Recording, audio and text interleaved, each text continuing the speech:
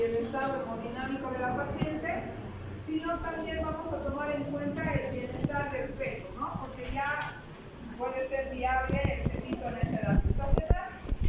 Y habíamos dicho también que vamos a poder hacer ecografía, ponerle vía, y la decisión de interrupción va a depender de la edad gestacional y de la cantidad o cómo esté la paciente en cuanto al sangrado.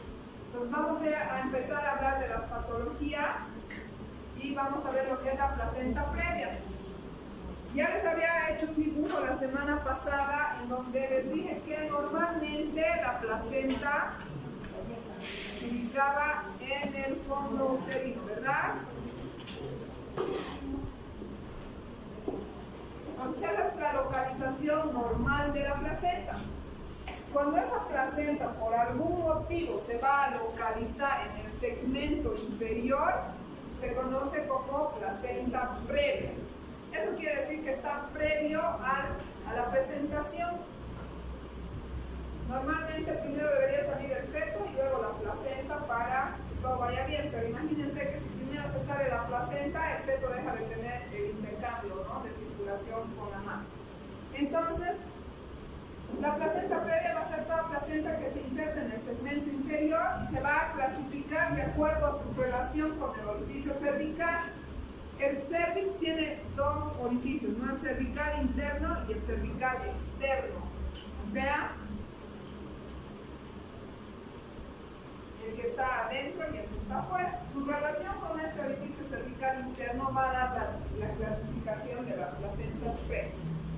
Entonces, también se puede definir como la inserción total o parcial de la placenta en el segmento inferior por delante de la presentación fetal. Va a estar entre el 0,5 al 1% de los embarazos y normalmente este segmento les he dicho que se adelgaza, ¿verdad? Entonces no es un área adecuada para tener un intercambio sanguíneo, porque el cuerpo sí es engrosado y tiene mayor cantidad de vasos. En cambio, el segmento no es adecuado para este intercambio venoso. De acuerdo a su relación con el orificio interno, se va a clasificar en oclusiva total si va de lado a lado, ¿no?, si tapa completamente el orificio cervical interno. Oclusiva parcial, vean ustedes, si parcialmente o hasta la mitad tapa ese orificio. Marginal, cuando se encuentre cerca del orificio cervical pero sin atravesarlo, y de inserción baja si esta placenta se localiza a 3 centímetros del orificio cervical. Entonces, la oclusiva total ya es la que más riesgo nos da porque es una indicación absoluta de cesárea, ¿verdad? Porque en ese caso todo el orificio está tapado. Se extiende de una pared hacia la otra pared opuesta. La marginal, el borde placentario, está en relación con el orificio pero sin sobrepasar. La de inserción baja no se relaciona con el orificio pero se encuentra a menos de 3 centímetros del orificio cervical. Entonces ahí está un esquema con la presentación. Este sería uno de inserción baja, ¿no?, porque está a 3 centímetros más o menos del orificio. Esta sería una marginal porque no atraviesa o no cubre totalmente, pero sí está hasta la mitad de la presentación. Y la oclusiva total, que se antecede a la presentación tapando completamente. Se presenta entonces, ya les dije, más o menos en el 0,5 al 1% del total. De 100 pacientes quiere decir que una aproximadamente va a tener placenta previa. Si no da sangrado, la placenta previa puede estar localizada ahí, pero tenemos que estar atentos, ¿no?, y orientar a la paciente de que en cualquier momento podría sangrar. Pero si esta empieza a sangrar, entonces tiene un riesgo alto de tener shock o coagulación intravascular. Cuando una paciente va a tener o su placenta se va a ubicar anormalmente, generalmente cuando la paciente ha tenido antecedentes de cicatrices uterinas, es decir, cesáreas previas, ¿no? Cuando hay un corte en esa zona, ha habido degrados, miomas, antecedentes de conización, algún procedimiento que tenga que ver con el segmento va a ser más predisponente a que la placenta se localice en esa área.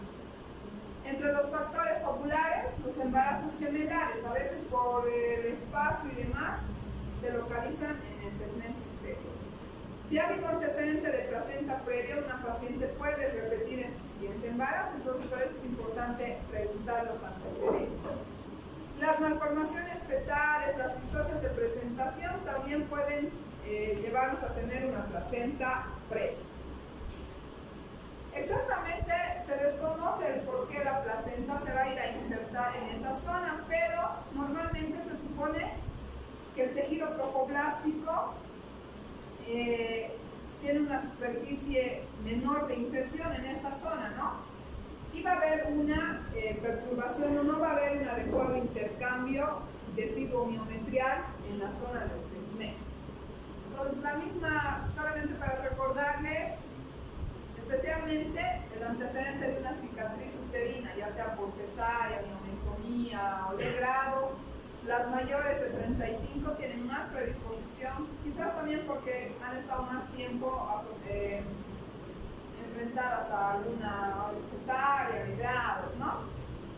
Antecedentes de tabaquismo, que la paciente también tenga miomas uterinos. ¿Con qué riesgo se va a asociar la placenta previa? ¿Por qué es un factor de riesgo o un alto riesgo obstétrico que una paciente tenga placenta previa? Especialmente cuando el embarazo sea prematuro o pretérmino, ¿no? No es lo mismo que una paciente de 40 semanas con placenta previa sangre y otra que tenga 28 o 30 semanas. Entonces, el riesgo va a depender de la cantidad de sangrado, cuánto está sangrando la paciente y la edad gestacional del comienzo del sangrado. Mientras más temprano sea la presentación del sangrado, mayor va a ser el riesgo o la complicación, especialmente por la prematurez o el sufrimiento fetal agudo de un bebito chiquito, ¿no? Y el riesgo materno, obviamente, si va a haber un sangrado especialmente masivo, la paciente puede tener shock, necesitar transfusiones, cesárea de urgencia y en algunos casos incluso someterse a una histerectomía, especialmente cuando hay el acretismo placentario. Cuando la placenta es oclusiva total en una paciente con antecedentes de 2 o más cesáreas y a veces en algunas con una cesárea, la placenta puede tener esa capacidad de penetrar o ingresar hacia lo que es el músculo uterino. Eso es lo que se conoce como acretismo placentario. Entonces, cuando ustedes vean una paciente con placenta oclusiva total, siempre sospechen de un acretismo placentario. Entonces, en ese caso vamos a solicitar una ecografía Doppler para descartar acretismo. O sea que el ecografista, y esto entre la semana 30-32 es lo que solicitamos, para que el ecografista nos diga si los vasos sanguíneos que normalmente penetran en el músculo, porque cuando se inserta la placenta no es que esté pegadita, ¿no? Tiene vasos espirales que penetran hacia el músculo. Entonces, si ocurre esto en esta zona, vamos a ver nosotros a la clínica un adelgazamiento y como si hubieran venas en medusa, ¿no? O sea, así llamamos nosotros. Al abrir para la cesárea, vemos que está lleno de vasos sanguíneos dilatados. Entonces, eso ya nos hace pensar que eso es un acretismo placentario. Pero lo podemos ya descartar nosotros si a la semana 30-32 pedimos una ecografía Doppler para descartar acretismo. Eso en los casos de antecedentes de cesáreas o placentas previas. La clínica de la placenta previa, y van a ver ustedes también, chicos, que la clínica de cada una de las hemorragias de la segunda mitad, así como en las de la primera, que el ectópico tenía sangrado oscuro, la amenaza sangrado más rojizo, o la mola tenía las bolitas que podían salir. De igual manera, entre las hemorragias de la segunda mitad va a haber una característica típica y vamos a ver un cuadrito de comparación para que ustedes puedan diferenciar una de otra patología. En la placenta previa, La característica importante es que el sangrado es indoloro. O sea, la paciente estaba normal en su cama durmiendo y al día siguiente se da cuenta que se había manchado de sangre. Casi siempre es indoloro. El sangrado es rojo rutilante, o sea, sangre roja, como si hubieran cortado, no es el mismo fresco, roja rutilante. De comienzo insidioso, o sea que puede ser que la paciente haya tenido alguna actividad o esté tranquila en reposo y tenga su sangrado. Va a ser intermitente y puede volverse a repetir. O sea que si a las 30 semanas tiene un cuadro de placenta previa, hacemos su manejo, la mantenemos en reposo, de aquí a unas 2-3 semanas la paciente puede volver a tener un sangrado transvaginal, ¿no? Entonces, generalmente el primer episodio comienza a menos de 32 semanas y ya después entre 32 y 36, o sea que es casi igual la proporción de presentación. Casi siempre va a haber una distocia de presentación asociada a que la placenta sea previa, porque no va a haber esa fisiología normal de que el bebé se acomode con la cabecita hacia abajo, ¿no? O sea que la placenta lo bloquea más o menos y el bebé va a estar transverso, puede estar pélvico, va a haber muchas veces distocia de presentación. Algunas veces, algunas mujeres pueden tener dinámica uterina o ser una dinámica uterina leve, el tono va a estar conservado y el sufrimiento fetal es infrecuente, especialmente en las pacientes que tienen escasa cantidad de sangrado. Entonces, es la misma casi diapositiva, os repite, el sangrado va a ser indoloro. La magnitud del sangrado puede variar, puede ir desde algunas gotitas, un manchado, hasta una hemorragia masiva. El curso puede ser reincidente, o sea que puede repetirse en las siguientes semanas, ¿no? Puede haber compromiso fetal y materno hemodinámico si el sangrado es abundante. A edades tempranas, si la paciente tiene sangrado más temprano en la edad gestacional, el riesgo perinatal es mayor, ¿no? Porque va a estar más lejos del término. Y los próximos sangrados pueden aumentar en cantidad y en intervalo, ¿no? Disminuir en intervalo, o sea, ser más seguidos. ¿Cómo hacemos el diagnóstico? Al examen, a la historia clínica le vamos a preguntar cómo ha sido el sangrado, hay que ver los factores de riesgo, si en el anterior embarazo tenía placenta previa. El uso del espéculo, igual que en el aborto, les he dicho que qué van a hacer cuando tengan una hemorragia, poner un espéculo y ver, ¿no? Ver si hay restos, en un feto saliéndose, no sé, por el sangradito escaso y demás. En este caso, también vamos a hacer un examen especular, pero quizás no nos ayude mucho a diferenciar porque nada más que en el color, ¿no? No vamos a poder ver un feto saliéndose en el hemorragia en la segunda mitad. Es importante hacer una evaluación hemodinámica de la paciente y el bienestar fetal, o sea, escuchar la fetocardia, asegurarnos que el fetito esté sin sufrimiento. La evaluación hemodinámica, ¿cómo la vamos a hacer? ¿Cómo evalúan hemodinámicamente a cualquier paciente aunque no sea ginecológica? ¿Qué le van a mínimo hacer? Signos vitales, ¿no? Le tomarán la presión, por ahí está taquicárdica, hipotensa, entonces eso nos ayuda a valorar.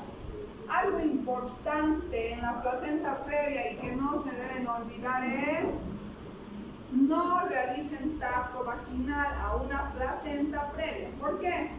Si la paciente ya tiene dilatación y ustedes meten el dedo y pinchan la placenta, ¿qué va a empezar a salir? Más sangre, ¿no? Entonces va a haber una hemorragia y se puede morir la paciente y el feto, especialmente si no tienen un quirófano ahí donde le han hecho el tacto. Entonces, si no tienen la experiencia o no han estado todavía capacitados en hacer tacto a una paciente con hemorragia, es mejor no hacerle tacto. Aunque sí se puede hacer, pero sin meter el dedo al orificio. Lo pueden hacer a los lados, en el fondo del saco, y tal vez lleguen a tocar el colchón placentario, es decir, va a haber una cosita blandita en vez de una cabeza dura, ¿no? Cuando está el bebé. Los exámenes complementarios para poder hacer el diagnóstico importante aquí porque nos va a determinar exactamente la localización de la placenta. Se puede hacer resonancia y demás, pero de poca utilidad en este caso. Entonces, el diagnóstico se lo va a hacer a través del examen clínico. Una ecografía puede ser abdominal y si no podemos hacer un buen diagnóstico transvaginal para ver si no está si no es oclusiva total y medir la relación del borde placentario con el orificio cervical, o sea, ver si es marginal, oclusiva, de inserción baja y demás. El manejo de estas pacientes de preferencia se lo va a realizar en un tercer nivel. ¿Saben qué es un tercer nivel? ¿Qué es? ¿Qué es un tercer nivel? Un hospital con especialidades de atención de 24 horas que tenga quirófano, terapia intensiva, o sea, por ejemplo, el Viedma es un tercer nivel, ¿no ven? El Cochabamba es segundo nivel porque tiene lo básico, pero no tiene terapia intensiva, por ejemplo, o no tiene subespecialidades. El primer nivel, el centro de salud de allá del fondo y del centro, ¿no ven? Entonces, este manejo tiene que ser en tercer nivel, porque en el tercer nivel tenemos banco de sangre, tenemos terapias si la paciente requiere, o también hay unidades de terapia intensiva neonatal, que no vamos a tener en los segundos niveles. Entonces, el manejo va a depender de la cantidad de la hemorragia. Si la hemorragia es severa y hay compromiso hemodinámico, o sea, la paciente está a punto de choquearse y morirse, se interrumpe el embarazo independientemente de la edad gestacional, sea de 28, 30, 37, tenemos que operar a esa paciente porque los jóvenes se nos pueden morir, ¿no ve? Independientemente entonces de la edad gestacional, del feto y del tipo de placenta, se hace una cesárea de emergencia. Cuando la hemorragia es moderada, o sea, puede ser que no es tan grave, no está choqueándose la paciente, vamos a fijarnos mucho en la edad gestacional.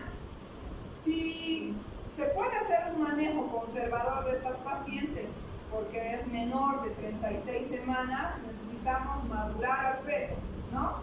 Ya les he dicho que menor de 36 el riesgo mayor es la prematurez y la falta de desarrollo pulmonar o la falta de función pulmonar, mejor dicho, porque el surfactante se empieza a producir desde la semana 37. Entonces, por eso es que los bebitos tienen dificultad respiratoria. Si el embarazo es menor de 36, la paciente está relativamente estable, el fetito está estable, no hay sufrimiento, podemos dar una conducta expectante con reposo absoluto, obviamente internada la paciente en el hospital, abstinencia sexual. Hacemos maduración pulmonar, ayudamos a madurar sus pulmones, hacemos tocólisis, o sea, bloqueamos las contracciones si es que hay contracciones y vigilar siempre el estado hemodinámico y laboratorios de la paciente. Si el embarazo es más de 36 semanas y el sangrado es moderado, quizás mejor sea interrumpir el embarazo antes de que se complique, ¿no? Si la hemorragia es leve e intermitente, podemos hospitalizar a la paciente y después de 48 horas de hacer un manejo conservador, es decir, de darle tocolíticos, si hay que madurarla, y si está sin sangrado, podemos nosotros darle el alta, confirmando que el fetito esté maduro, podemos interrumpir el embarazo si es mayor de 36 semanas, ¿no? Y si la paciente tiene placenta previa, pero no tiene ninguna sintomatología, es decir, no ha sangrado nunca en su embarazo, vamos a preferir una cesárea electiva a las 38 semanas, si es posible, y siempre teniendo en cuenta que podría sangrar, ¿no? Entonces le vamos a pedir reserva de sangre, hacer laboratorios y demás. Entonces, para la placenta previa, recuerden que la ecografía abdominal nos puede ayudar a ver y la transvaginal nos va a determinar exactamente a cuántos centímetros está. Si es oclusiva total, obviamente ya por abdominal o transvaginal la vamos a ver evidente, ¿no? Ahí va a estar y justo a la placenta. En este caso el cervix y la placenta está ahí. Miren, esto es parcial porque hay un espacio ahí, ¿no? Entonces, el tratamiento de la placenta previa va a ser reposo y hospitalización si es sintomático, o sea, si está sangrando. Y vamos a evaluar el momento de la interrupción del embarazo, dependiendo de la magnitud del sangrado y de la edad gestacional. Entonces ya recuerden si es severa, moderada o leve. Vamos a ver de acuerdo a eso y la edad gestacional para poder planificar la cesárea. No todas las placentas previas son indicación de cesárea. Han visto que puede ser una indicación relativa. La oclusiva total sí es absoluta. La marginal también puede ser considerada como absoluta porque podría sangrar. La de inserción baja algunas veces cuando la paciente ya ha tenido partos, el bebé es chiquito y demás, y no está sangrando, podríamos darle opción a parto, pero siempre monitorizando y vigilando el estado embrionario, ¿no? Entonces, ¿cuándo vamos a interrumpir el embarazo? En hemorragia severa, independientemente de la edad, sangra y la operamos, ¿no? Si la sangra es moderado, vamos a considerar la edad gestacional, cómo está la mamá, si es chiquito le podemos dar chance a madurar. Y en la sintomática vamos a interrumpir antes del trabajo de parto, pero con edad gestacional de término, ¿no? El siguiente diagnóstico es el DPPNI o desprendimiento prematuro de placenta normo-inserta. Es D, desprendimiento, P, prematuro. Prematuro no quiere decir de bebé prematuro, quiere decir antes del inicio del trabajo de parto. O sea, la paciente no tiene normalmente el trabajo de parto, pero antes de el expulsivo, ¿no? Antes de que el bebé salga, porque normalmente cuando se desprende la placenta, cuando el bebé ha salido, ¿no ve? En el tercer periodo, pero prematuro quiere decir que se desprende antes de la expulsión del producto. Desprendimiento prematuro de placenta normo-inserta. ¿Qué es normo-inserta? Normalmente insertada, ¿no? O sea,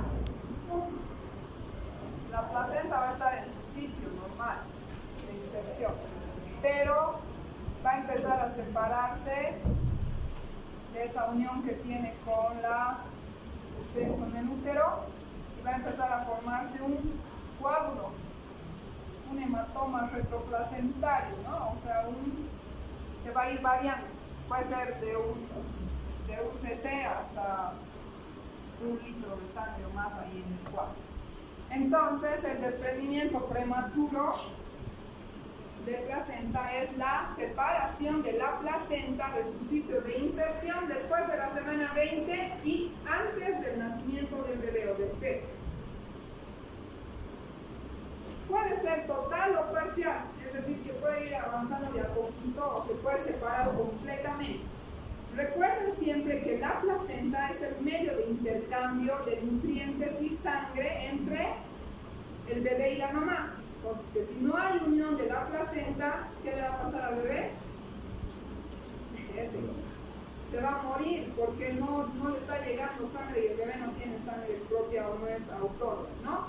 Entonces, la separación total o parcial de la placenta después de las 20 semanas y antes de la expulsión del feto se denomina DPPNI. Se presenta igual en 1% de los partos y la morbilidad, o sea, el nivel de grado o de daño, va a depender del grado de shock hipovolémico que la mamá tenga, ¿no? Y la mortalidad perinatal, igual que en la placenta previa, va a depender de cuán prematuro es el bebito y cuánto de asfixia le ha llegado, o sea, o cuánto de asfixia ha tenido. A medida que empieza a formarse el coágulo, nosotros catalogamos por porcentajes, ¿no? El 1% se ha desprendido, no le afecta tanto porque tiene 99% de... Si ya va más del 50% de desprendimiento, el feto va a empezar a tener sufrimiento, o sea, no le va a llegar sangre. ¿Qué es lo que hace el fetito? Empieza a tratar de llevar la sangre a los órganos más importantes, cerebro, riñones, y cuando llega al 100%, o sea, se ha desprendido totalmente, el bebé llega a morirse, intrauterino. ¿no? Y esa asfixia, o sea, la asfixia no solamente le va a dañar al bebé por su prematurez, ¿no? Sino que puede dar daño cerebral. Mientras más asfixia o menos oxígeno le esté llegando al cerebrito del bebé, más riesgo de tener complicaciones de asfixia. Se presenta en 1% de los embarazos, puede poner en riesgo la vida de la mamá y también puede haber alteraciones de la coagulación, ¿no? La mortalidad del bebé va a depender de la severidad del DPPNI, o sea, cuánto ya se ha desprendido y la edad gestacional del producto para ver las complicaciones de la fisiopatología, ¿no? Normalmente, ya les he dicho que la placenta tiene vasos sanguíneos, ¿no? Que nutren o que absorben la sangre del útero para a través de la placenta pasar al bebé. Esta separación, o sea, la ruptura de estos vasos, si se rompe un vaso sanguíneo va a formar un coágulo, ¿no? Alrededor. Entonces eso, a medida que se va rompiendo o separando estos vasos, van a formar el coágulo retroplacentario, por detrás de la placenta.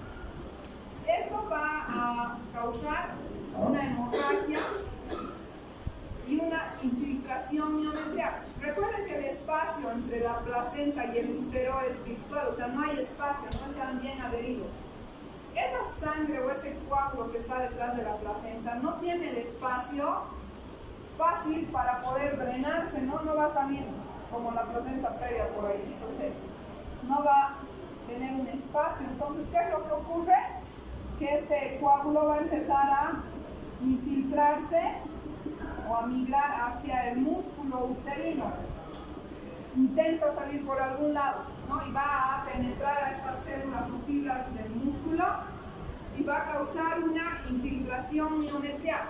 Esa infiltración miometrial produce una hipertonía, o sea, aumenta tanto la presión en el útero que el útero se empieza a poner duro como una piedra, porque hay una presión del coágulo, del bebé, apretando en ese segmento, ¿no? Y por lo tanto va a haber una hipoxia uterina, va a haber menor cantidad de sangre. Y eso es lo que se conoce como útero de Cuvier, que es la complicación más frecuente del DPPNI. ¿Y qué va a pasar si el músculo, es como si al músculo le hubieran golpeado, le hubieran dado puñetes y se vuelve así todo morado, lleno de sangrecita, ¿no? Llena de coagulitos? ¿Y qué le pasa al músculo si no tiene su anatomía normal? Si hay esa infiltración total, el músculo no se logra contraer. Entonces, si la paciente tiene un desprendimiento del 100%, a veces llega a infiltrarse todo el útero completamente, se vuelve morado y no contrae. En esos casos terminamos haciendo una histerectomía. Entonces vamos a quedar, chicos, en esta diapositiva y la siguiente terminamos con el tema porque todavía nos falta, ¿ya? Déjenme, chicos.